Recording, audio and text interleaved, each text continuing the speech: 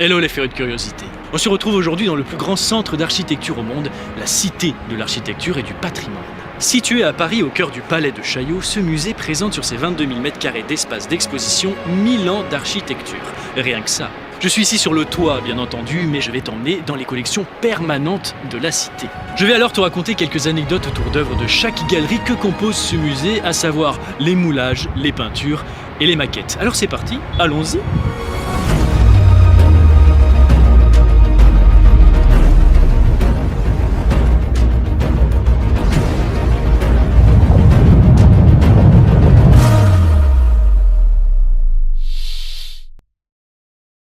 Beaucoup de moulages sont ordonnés par des commanditaires et en général ça se passe bien. Mais pour la porte de Sainte derrière moi, ça a été un sacré bordel.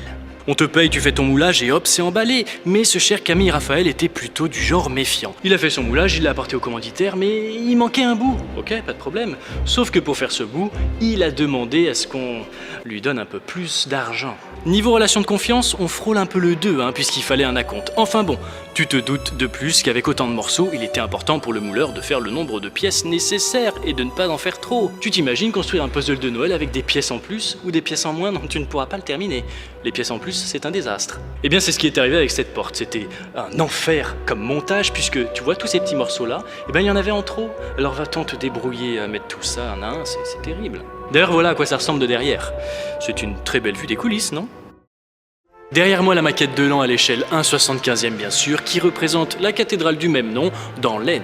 Magnifique si tu aimes l'art gothique, elle est terminée d'être construite en 1235, donc avant Notre-Dame de Paris, alors on peut dire, oui on peut le dire, que ça pète. C'est pour ça qu'un jour en 2001, l'atelier de maquette de la maison d'arrêt du Val d'Oise décide de faire un plan de cette cathédrale pour en faire une maquette. C'est en 6 ans jusqu'en 2017 que des anciens détenus, 57, vont construire cette pièce magnifique. C'est ultra précis, chaque pierre est moulée une à une, il y a même l'office du tourisme, alors c'est dire, et tu peux voir à quel point c'est détaillé et minutieux. Petit détail un petit peu rigolo, en plus d'avoir été conçu par des anciens détenus, bravo messieurs, tu peux le voir au sommet des tours, il y a des animaux un peu étranges. C'est à son sommet qu'on peut apercevoir des bœufs. C'est une légende qui dit que les bœufs auraient transporté les matériaux au sommet du promontoire où est construite la cathédrale, mais bon, des bœufs qui montent jusque là-haut, c'est un petit peu imaginaire, mais c'est beau. Derrière moi, c'est une mise au tombeau du Christ. Ça fait un peu glauque, mais attends la suite. Bien entendu, c'est encore une fois religieux et c'était très important vers la fin du Moyen-Âge, comme un genre de thématique très récurrent et à l'échelle humaine, comme derrière moi. En bas, nous avons cette fameuse mise au tombeau avec Marie-Madeleine, Saint Jean ou encore un chevalier retenant le drap mortuaire. Et en haut, nous avons David et Isaïe ainsi que 5 anges avec la croix du Christ au milieu faite en bois. Et outre ces détails, tu ne remarques rien entre le haut et le bas ? En 1982, le bas est moulé puisque l'œuvre originale est très fragile. Et en 1894, c'est acté, le moulage est fait, Monsieur Pouzadou s'en est très bien occupé. Et c'est seulement un siècle plus tard, en 2004, que le haut est fait. On voit donc la différence volontaire du mouleur qui fait qu'en bas, visuellement, c'est bien différent d'en haut. Il y a moins d'ombre sur le morceau de 2004 et c'est entièrement volontaire. D'ailleurs, les deux parties sont distinctes et peuvent être séparées de façon très ingénieuse et très simple. Petit passage dans cette magnifique reconstitution de l'église de Saint-Chef. Ici, l'entrée est très basse pour que les moines à l'époque puissent se baisser comme un signe de respect dans un lieu aussi saint que celui-ci. Au centre de la voûte, au-dessus de ma tête, c'est le Christ qui accueille les fidèles. Autour de lui, on retrouve pas mal de personnages religieux comme la Vierge ou l'agneau. Quand les moines arrivaient ici, il y avait un escalier emprunté qui te permettait de passer du monde terrestre au monde céleste. Telle une ascension spirituelle, tu avais là, ici, une vision céleste des lieux. Les moines priaient beaucoup ici et c'est bien entendu à l'échelle 1/1. Et ce qui est rigolo, c'est que les murs ici sont figés dans le temps puisque dans la vraie église de Saint-Chef en Isère, ils sont déjà un peu plus dégradés. Cette reconstitution d'une fresque murale d'Indre-et-Loire est absolument magnifique. On y voit ce qui semble être le bien qui poignarde le mal, incarné par un diable sans cornes. On y voit aussi une femme en colère avec des cheveux longs un peu hirsutes et plein d'autres signes religieux. Ce qui m'a interpellé dans cette petite salle un petit peu résonnante, c'est ceci. C'est effectivement une fausse draperie qui rappelle qu'au Moyen-Âge, le tissu coûte très cher, trop cher. Alors évidemment, on limite avec de la peinture. Alors ce ne sont que des traces bien sûr, et il n'y a plus le dessin complet, mais on peut imaginer qu'une fois bien illustré et coloré, ça devait rendre une illusion presque parfaite. Alors oui, c'est dur d'avoir toute la coupole, même si j'ai un grand angle. En tout cas, elle est perchée à 16 mètres de hauteur, soit la moitié de la vraie coupole, située dans la cathédrale de Saint-Étienne de Cahors, dans le Lot. Au centre, nous avons Saint-Étienne agenouillé, avec autour le fameux passage de la Bible de la lapidation de Saint-Étienne, puis tout autour, des prophètes. Je m'arrête d'ailleurs sur Jonas, puisque tu le sais sans doute que j'adore le monde marin, puisque, comme le raconte la fameuse légende, il a été mangé par une baleine, puis en est sorti vivant. Il a des écailles de poisson dans son manteau. En tout cas, ces peintures sont des belles imitations de vitraux, bien difficiles à sublimer en peinture justement, puisque c'est du verre à la base, mais c'est plutôt réussi. L'exposition universelle de Londres en 1851 demande la crème de l'architecte.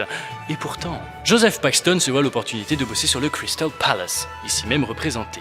C'est pas vraiment son boulot puisqu'il s'occupe de serre. Pour les plantes et les légumes, bien sûr, mais son palais de cristal va faire mouche, puisqu'il imagine et fait construire un palais de plus de 90 000 m² fait uniquement de vitres et de fonte de fer, ce qui donne lieu à une galerie où tu vois au travers des murs. Il survivra au temps jusqu'en 1936, soit 86 ans après sa construction, où il périra à cause d'un incendie. Et alors, petite remarque écologique de la part de Joseph Paxton, qui est très bien d'ailleurs, très beau geste. Il a construit son Crystal Palace avec un dôme pour laisser les arbres grandir à l'intérieur. Merci. Si tu es parisien, le nom Haussmann te dit quelque chose, non? C'est le préfet de la Seine en 1853 qui est connu pour avoir fait de Paris une ville moderne à l'image de Londres. Malgré le fait que Londres avait un peu d'avance, ce qui n'a pas beaucoup plu à Napoléon III. Et regarde, Jamy, voici l'avant Haussmann et l'après Haussmann. On voit même la gare du Nord et la gare de l'Est, Jamy. J'ai un train à prendre. Derrière moi, une sublime maquette qui montre l'avant et l'après Haussmann. On voit bien qu'il a dû énormément détruire d'immeubles pour faire ces grands axes qui mènent à des gares, des halles ou surtout un opéra. D'ailleurs, Charles Garnier, dont je te parle dans une ancienne vidéo, tu peux cliquer, l'architecte de l'Opéra Garnier va être un peu blasé de l'architecture de Paris, un peu monotone et étouffante. Sa critique, accompagnée de celle d'autres hommes politiques, vont quand même réussir à destituer Haussmann de son rôle de préfet. Mais oh, c'est ainsi. Paris se développe, il fallait bien répondre aux besoins d'une modernité pour une telle ville. Même s'il s'est mis des artistes comme Victor Hugo à dos, mais bon, il s'est un peu repenti, il a d'ailleurs fait un petit poème un petit peu satirique en disant que quand même, la nouvelle rue de Rivoli, là, la longue là, elle est plutôt pas mal. En tout cas, le travail d'Haussmann a beaucoup inspiré pour les villes de Lyon ou de Marseille. Le Corbusier, sublime architecte du XXe siècle, va construire ses appartements marseillais. Si tu as le bonheur de venir visiter sa reproduction à l'échelle 1 ici à la Cité, tu auras l'impression d'une visite immobilière tant c'est fidèle à la réalité. Tout est fait dans le détail d'une maison communautaire pour une famille complète. C'est l'appartement innovant du XXe siècle qui correspond à l'invention d'une unité d'habitation. Il s'agit d'une composition d'éléments préfabriqués en usine et posés sur des pilotis. Tu y penses bien, ça diminue considérablement le coût de construction et autres.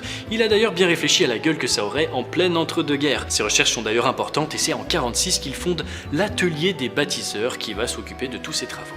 Et en ce qui concerne les décors de la part derrière moi, ce sont des étudiants qui s'en sont occupés, alors franchement, pour faire le travail de Corbusier, bravo. Merci beaucoup à la Cité de l'Architecture et du Patrimoine et particulièrement à Thibaut de nous avoir accueillis, moi et ce cher Félix, sans qui la caméra ne tiendrait pas au sol. Je t'invite vivement à venir visiter ce lieu emblématique place du Trocadéro parce qu'on a adoré visiter, alors pourquoi pas toi? Alors je te dis à très bientôt pour une vidéo assez particulière et plutôt mémorable sur ma chaîne, à très vite.